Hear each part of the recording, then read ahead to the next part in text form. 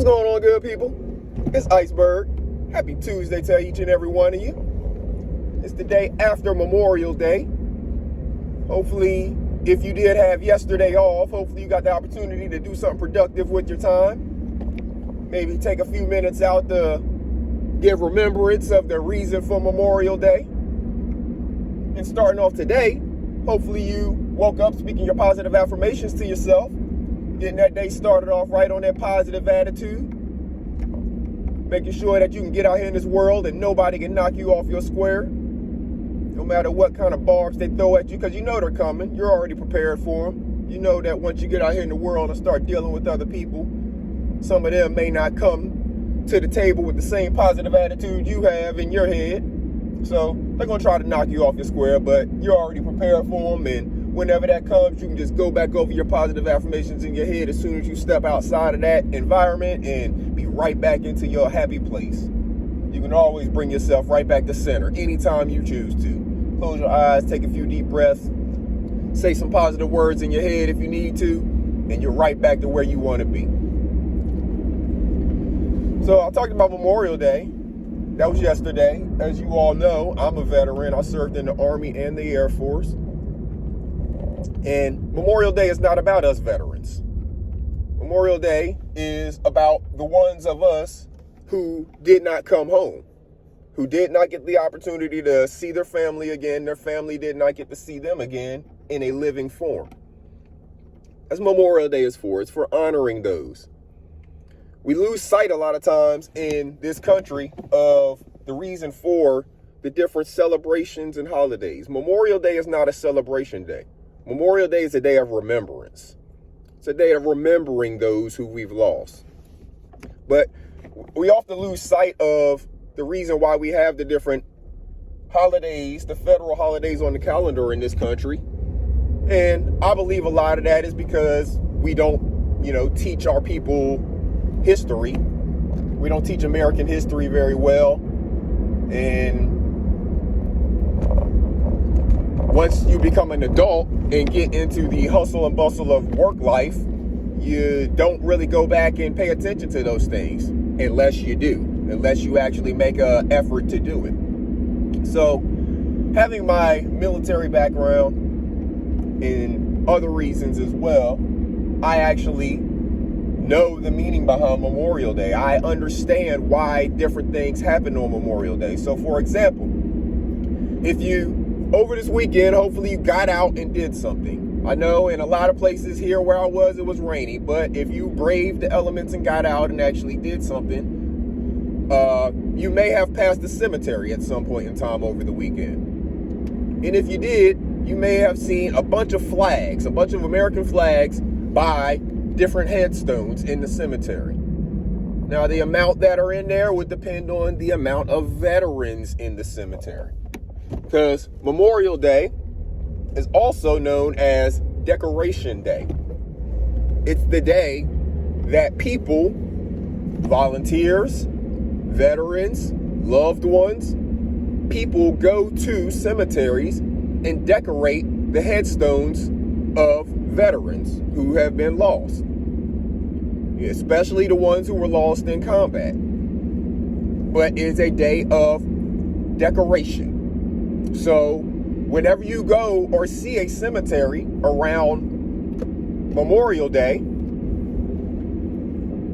you see the flags all over the place. For example, Arlington National Cemetery. There's over 400,000 veterans buried there. So there's over 400,000 flags placed out, one by each headstone, and then however many other flags they have all throughout the cemetery, especially on a day like that, where they expect so many people to come through that cemetery over that weekend to pay honor and visit their loved one who they've lost.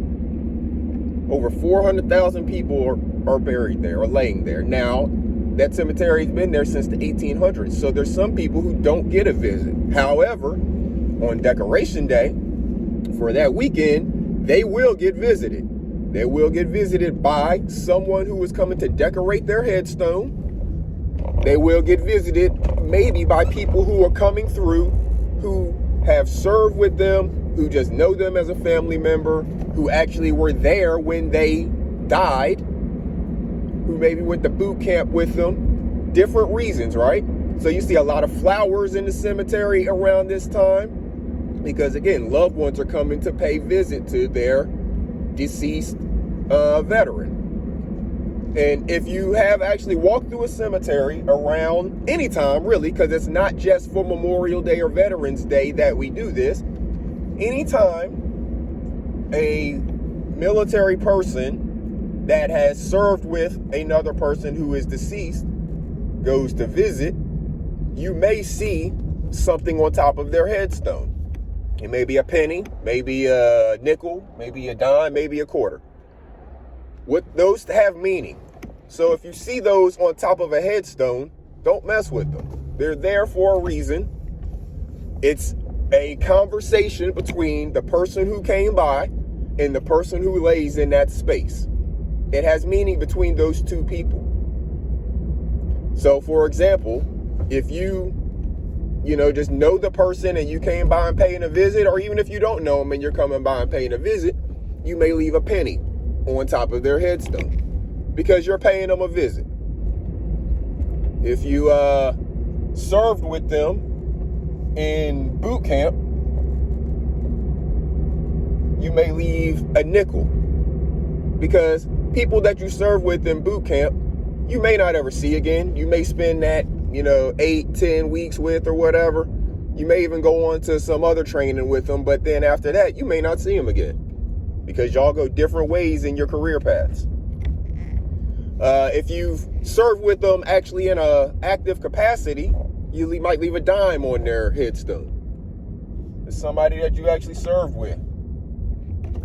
And if you were there when they lost their life, you might leave a quarter on their headstone. So all of these things have meaning, is my point. Memorial Day has meaning. It's not just the reason for people to cook out and take a day off work. It actually has a meaning to it. And because we don't learn our history like we should, we lose sight of the meanings of the different holidays that we have. And that is doing something mentally to the people as a whole, because there's less and less value being placed on the veterans, the sacrifice that is made by the veterans and their families, and the loved ones that are lost. There's not enough emphasis being placed on that. Now, I said there's 400,000 people that are laying in Arlington. That's not all of the veterans that exist, but that's a small number in comparison to the number of Americans that exist. Why are we still having so much trouble taking care of the veterans? Why are we having so much trouble taking care of the families of people who lose loved ones in combat? These people give their life, give their bodies, give their youth to the government, to the military, to make sure that each and every one of us have the opportunity to have that cookout yesterday and not worry about missiles flying overhead like they got going on in Ukraine. We got to get back. We got to train. We have to educate our people. We have to educate our adults and our children on why we have the things we have. Because this freedom we have isn't free. And this system, this republic that we live in, is not in concrete. We're treating all of this stuff and taking it for granted. Like the freedom that we have is free. Like war couldn't break out tomorrow. Like China and Russia couldn't decide that we're done with America and start trying to bomb us tomorrow. We act like this republic, this ability for us to vote, to choose our presidents and our senators and representatives, we act like this is all written in stone. Well, if we don't pay attention to the people who we're putting in to represent us, if we don't pay attention to the reason for the federal holidays that exist, for example, Memorial Day, in the remembrance of all of the people who are lost, fighting for the ability to keep this freedom, we're going to lose it all.